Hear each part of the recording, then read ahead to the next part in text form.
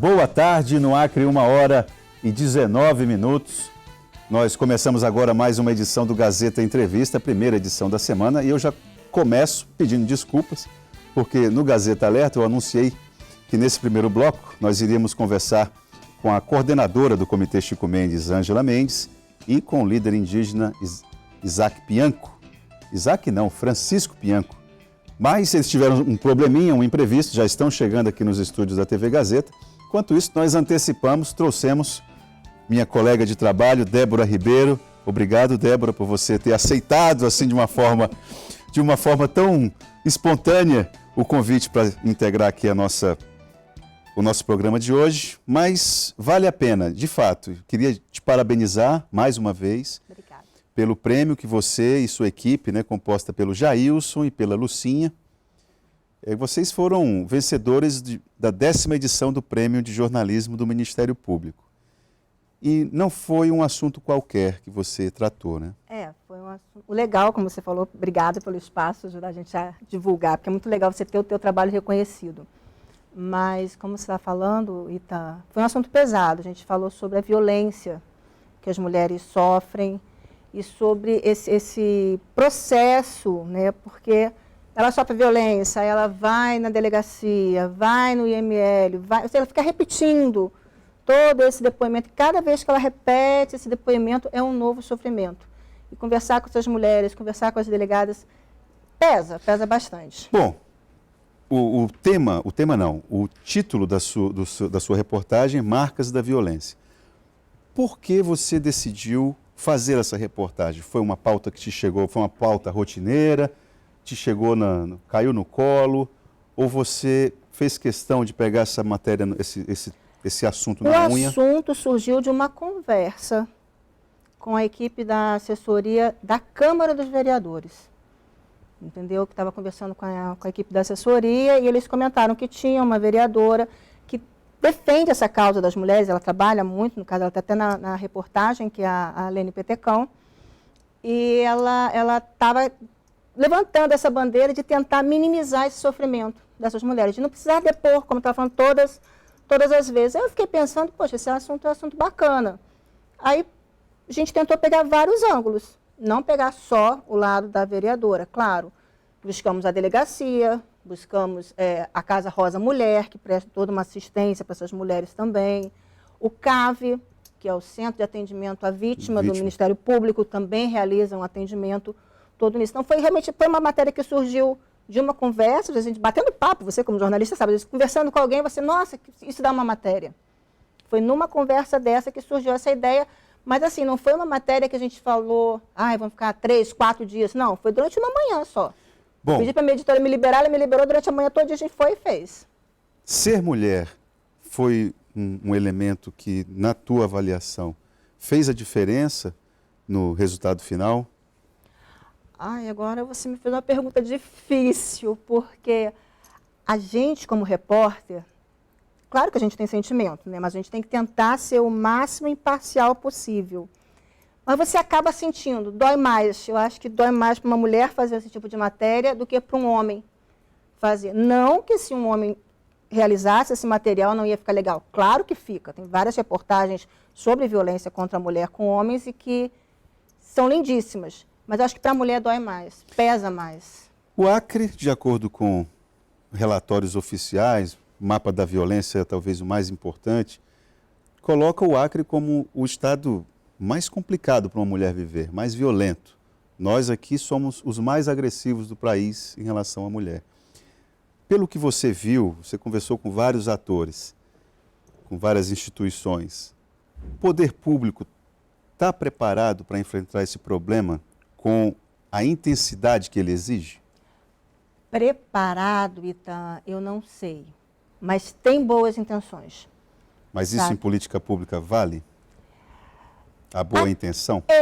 Exatamente. Por exemplo, na prática, eu não sei como realmente funciona, porque, graças a Deus, eu nunca passei por nenhum tipo de violência. Na teoria, o processo que a gente acompanhou, funciona. Entendeu? Na delegacia, por exemplo, da mulher, tem aquela recepção, é uma delegada. Antigamente era um homem que atendia, hoje não, é uma mulher que atende uma mulher. Aí tem o CAV, que tem essa assistência jurídica até para a mulher, um acompanhamento psicológico, tem a Casa Rosa Mulher, que oferece, porque muitas mulheres são vítimas de violência por dependência, né? Dependem financeiramente, dependem emocionalmente do homem e acaba aceitando, se sujeitando a isso. Então, nessa Casa Rosa Mulher tem esse trabalho de mostrar o empoderamento feminino, né? Que elas podem, que elas são capazes de não se submeter a isso. Então, teoricamente, eu vejo que o sistema funciona. Mas na prática eu não posso te garantir que funcione. Eu acredito que funcione. De repente não funciona para todas as mulheres. Mas para algumas eu acredito que funcione. Quando você falou que o fato de ter sido você, uma mulher, colocou mais pimenta ali no molho da reportagem, é difícil ser isento no material, Débora? Num material como esse, por exemplo, até que ponto a isenção ela prejudica o resultado final? Porque às vezes, como você lembrou aí, repórter, apesar de às vezes não parecer, mas repórter é bicho que tem sentimento.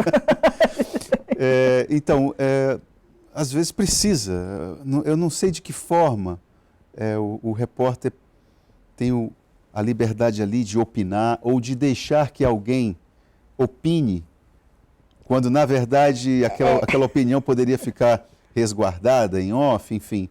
Mas até que ponto a isenção, nesses casos específicos, ela acaba prejudicando o resultado? A gente tem que tomar muito cuidado mesmo, tá? Porque tudo que a gente fala, várias pessoas estão escutando, várias pessoas estão repercutindo aquilo.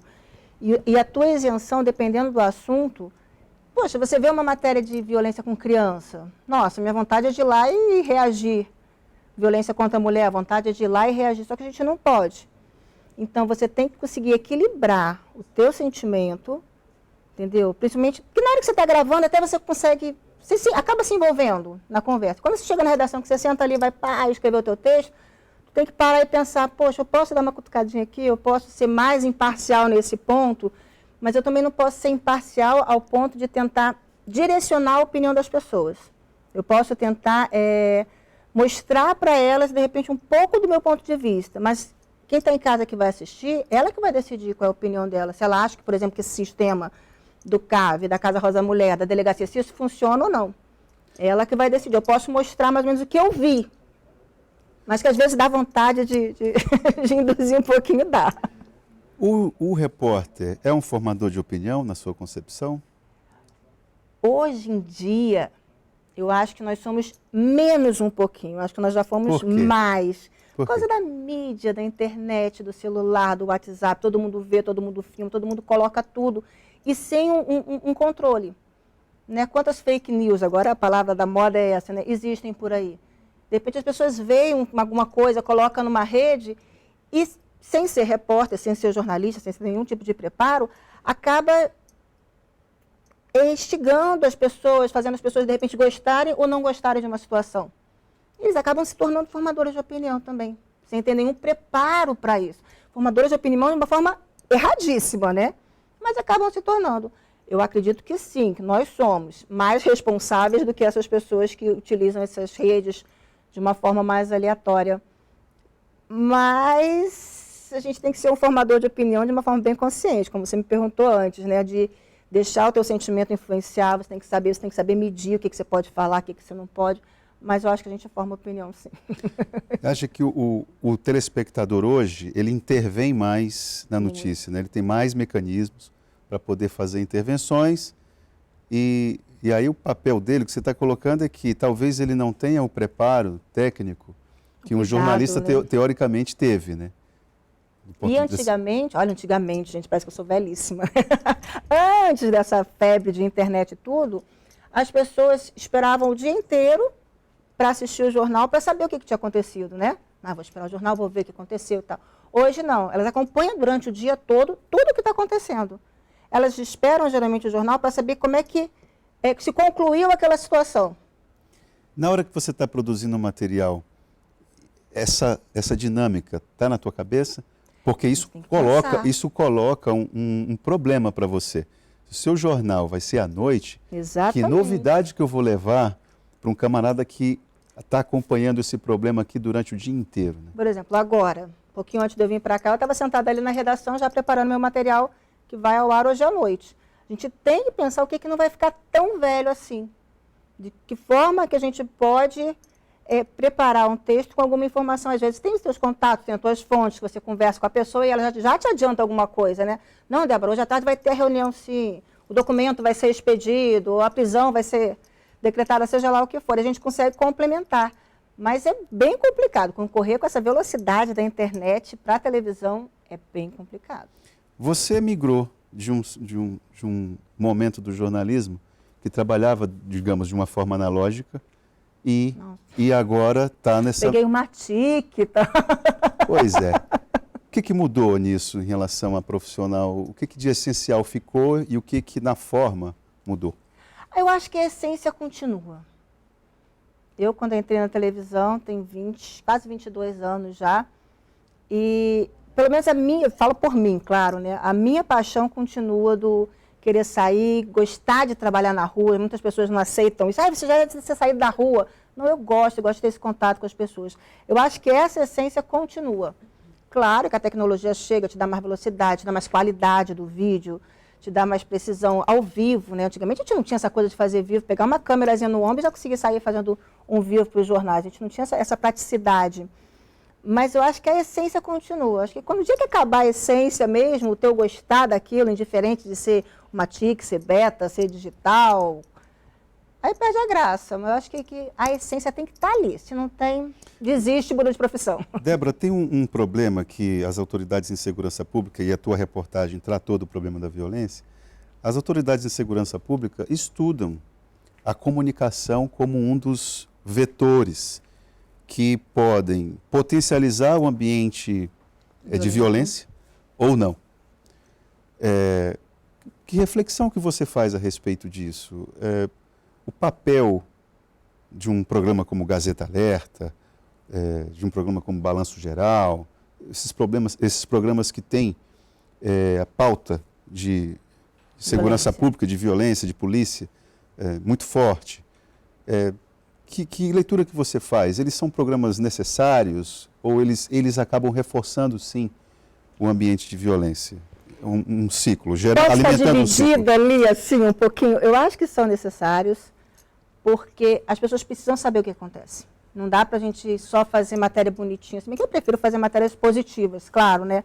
Mas não dá para a gente só fazer matérias positivas quando tem várias pessoas morrendo, quando as facções estão atuando, quando pai está violentando o filho. A gente tem que mostrar. As pessoas têm que saber o que está acontecendo no mundo.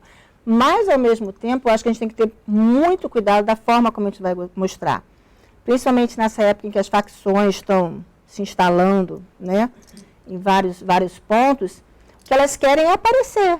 Então, acho que a gente tem que tomar muito cuidado na hora de divulgar, para não divulgar, a facção tal fez isso, porque é isso que eles querem. O comandante da Polícia Militar acabou dialogando com o que você acabou de falar. Recentemente ele deu declarações falando que parte da imprensa acaba fazendo publicidade para as facções. E aí acaba responsabilizando a imprensa por isso. Isso é papel do gestor. Outra história. Então, isso é papel do gestor público ou não? Como é que a avaliação que você faz? Não, eu acho que a responsabilidade não é da imprensa. Né? Como eu te falei, a gente tem que tomar muito cuidado na hora de divulgar, para não dar, né, não fazer essa propaganda que eles querem. A gente pode divulgar as coisas, porque é necessário que a população saiba do que está acontecendo, né? É claro. As pessoas precisam saber que aquele bairro, de repente, é perigoso você circular à noite, que aquele bairro, de repente, as pessoas têm que saber, mas não dá para a gente botar, as facções, aí botar e culpar a imprensa. Eu acho que se a gente só divulga isso, porque isso acontece. Porque eu acho que se a equipe de segurança conseguisse, né, e a gente espera muito que chegue esse momento, né, controlar essa situação, diminuir esses índices de violência, nós vamos estar a gente vai estar lá mostrando que diminuíram os índices de violência. Exatamente. Entendeu? Eu acho que a gente tem que mostrar, tem que aumentar, tem que, as facções, não, a gente não tem que fazer propaganda para eles, mas a gente não pode tapar os olhos também, mas também não dá para responsabilizar a gente, porque a gente só mostra o que acontece. Para finalizar nossa conversa, qual seria uma sequência das marcas da violência? Que material que você poderia dar sequência desse que foi premiado? Eu acho que a gente pode procurar principalmente a vereadora Lene Petecão, né, porque foi ela que instigou toda essa história, né, até falei com ela, deu os parabéns para a gente pela reportagem, a delegada, a Juliana, o pessoal do CAV também, mas para ver se realmente se eles conseguiram criar algum mecanismo em que essas mulheres não precisem depor, porque a ideia principal da matéria era essa, mostrar o sofrimento da mulher depor hoje, depor amanhã, depor...